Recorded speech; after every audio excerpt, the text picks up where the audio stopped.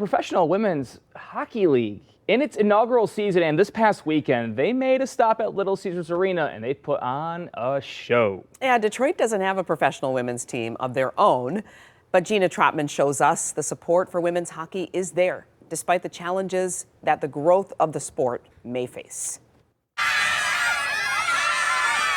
Hockey fans showed exactly why they call Detroit Hockeytown. It's my whole life. Yeah, it's my whole life too. 13,736 fans to be exact.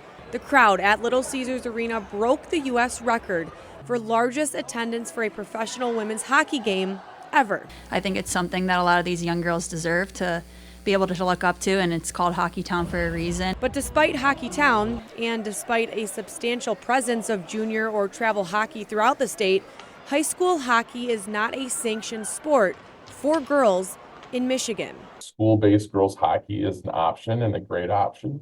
Jeff Kimmerly is the director of communications for the MHSAA. He says girls ice hockey has been on their radar for a while. It's just a matter of getting those numbers up to where other sports have been when we've begun to consider sponsorship on our part, a statewide tournament on our part. In the entire state, through all divisions, there are only 41 schools playing girls hockey, combining to make up only 19 teams. There's the room to go there. It just needs to be introduced, I feel like. I agree with her. And taking it one step further, in the entire state of Michigan, there is not one single NCAA Division I women's hockey program.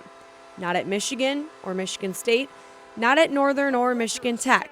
It's something that's kind of surprising, especially with the amount of universities that we have in this state that have men's programs. The absence of high school and college hockey for girls begs the question on whether or not the advancement of the sport is being hindered. Do you think girls growing up in Michigan are at all held back by not having that opportunity right in their backyard? Yeah, absolutely. I think there's a couple of girls that are actually playing out here today and they couldn't play in their home state or for their home state fans. But that's where the PWHL fills a void for fans in Michigan. You can't be it if you can't see it. So for us, it's really about exposing these players, creating visibility for them. It's a visibility that hasn't always been there. From the stars of women's hockey who grew up without it. Hopefully there are a lot of young girls in the crowd here tonight, and now they have a dream and something to look up to. To the future of women's hockey, who have it right in front of them. From where I'm from, not a lot of girls play hockey, so I think it's really amazing. I look up to all these girls, and I hope someday that I'll be on that ice. So the next move is clear,